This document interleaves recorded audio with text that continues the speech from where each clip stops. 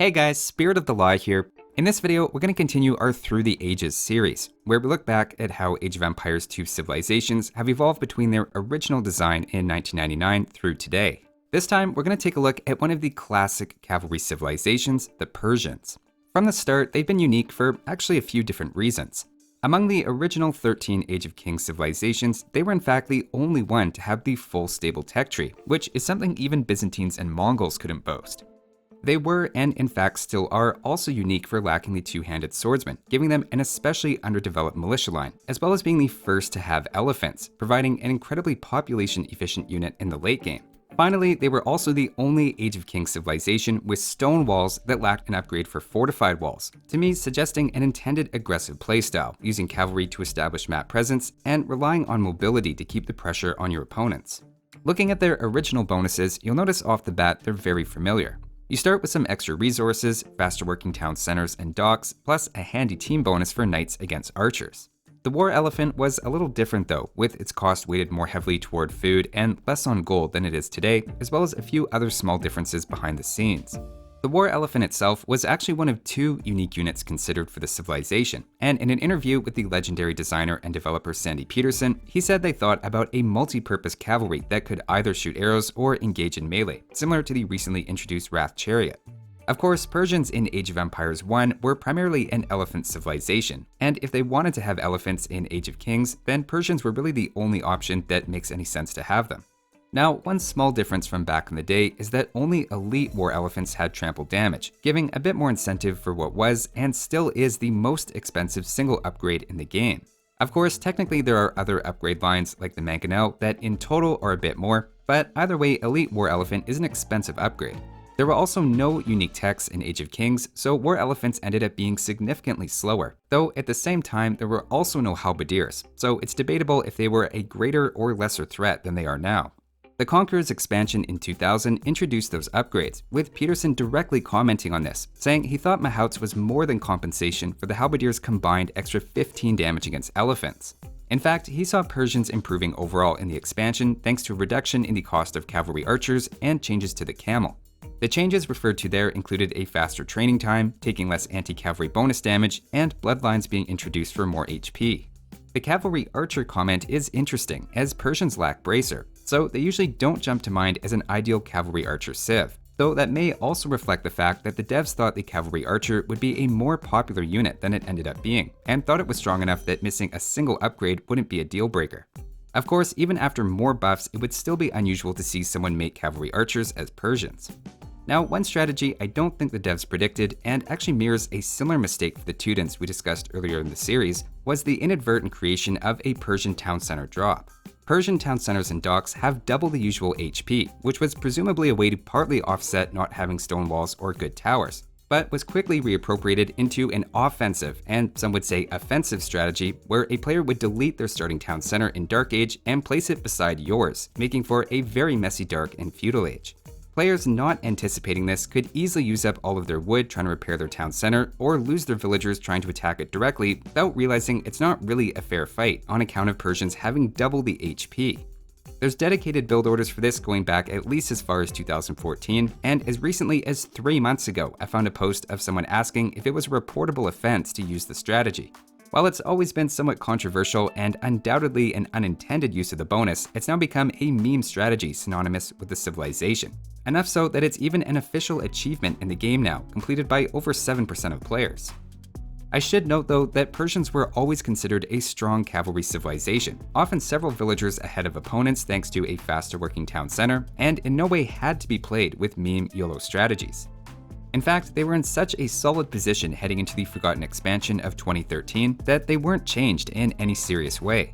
The only thing added was a new unique tech, Boiling Oil, which became one of the most ignored techs, as it was both situational, but also didn't really fit with the Persians' design and game plan as an aggressive cavalry civilization. Obviously, not everything in the game has to make perfect sense, like why wolves favor attacking elephants over sheep, and we're all used to a bit of strange video game logic. At the same time, the idea of a tech called Boiling Oil improving the arrow damage of castles against rams at a distance felt like there was probably a better idea out there, and their unique tech is now definitely much more interesting.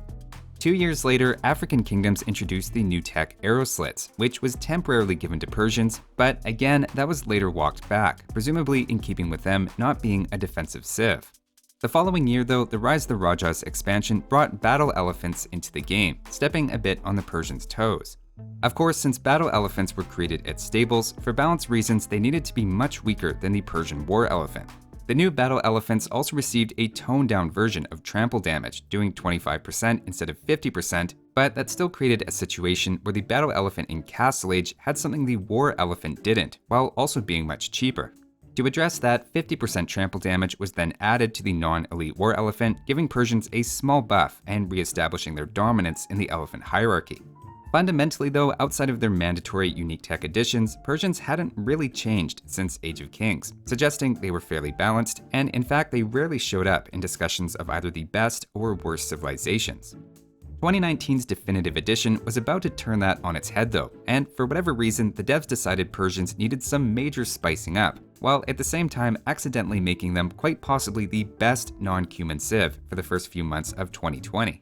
The first big change was their faster working town center bonus was expanded to Dark Age, filling a gap in a pattern that looked suspiciously like it had been intentionally excluded, and very quickly everyone found out why, and that the original developers knew what they were doing. While 5% faster work rate for a town center in Dark Age might not sound like a lot, that effectively turns into a villager ahead and 6 seconds faster to advance to feudal. On water maps especially, they doubly benefited by having fishing ships come out a bit quicker. Of course, Persians still started with 100 extra resources, all of their previous bonuses, and fully upgraded knights and camels. The combination of all these things made Persians temporarily one of the most aggressive and top 3 performing civilizations on the ladder until it was removed after a few months, and this was happening during a period when pathing for cavalry units was especially poor. Another factor in their immediate success in Definitive Edition was a new tech Commanderon to replace the unpopular tech Boiling Oil. Its effect, of course, makes Persian crossbows only cost wood, giving them a 4th trash unit option. It was a little too strong at first though, and has since had its cost nearly doubled, as well as the cost of individual crossbows increased from 50 to 60 wood. The end result after the buffs and then subsequent nerfs was Persians were a bit more interesting, but kept their reputation as primarily a solid booming and knight civilization. And finally, in Lords of the West, they changed the cost and training time of the war elephant from 31 to 25 seconds, making them a little easier to mass and encourage their use especially in the mid-game. So that's the current state of the Persians in 2022. They're currently ranking about as average as you can get on open maps like Arabia. Their reputation is as a solid knight civ that's easy to pick up for new players, with a few unique quirks, like the town center drop, the strongest elephants in the game, and their so-called trash bows, all of which make them not completely predictable as a pure knight civ. On closed maps though, they're struggling quite a bit more, with a sub 40% win rate these days. That's pretty consistent over the last few patches, and is maybe surprising given their faster town center bonus, which you'd think would help them have a great boom behind stone walls. I suspect there's actually a couple of things going on here. First, they're a primarily cavalry civilization, and those almost universally do better on open maps, with basically all cavalry civs having worse performance on closed maps. Second, and I don't want to get too deep down the rabbit hole with this, but the Persians' booming bonus is fundamentally quite different from other civilizations, not necessarily giving you more resources than other good booming civs throughout the mid-game, as you're having to pay for your extra villagers sooner. The main benefit comes quite a bit later, once you max out at 120 or 130 villagers sooner than everyone else. They also have fairly weak monks and defenses, but like anything, I'm sure their poor results are actually a combination of factors. In the next installment of the series, we'll jump from what's currently the second worst arena civ to the second best, which is the Turks, including why Microsoft lawyers got involved, prompting a last-minute change to the Janissary's in-game appearance. That's all for this one though. Thanks for watching guys, and I'll see you next time.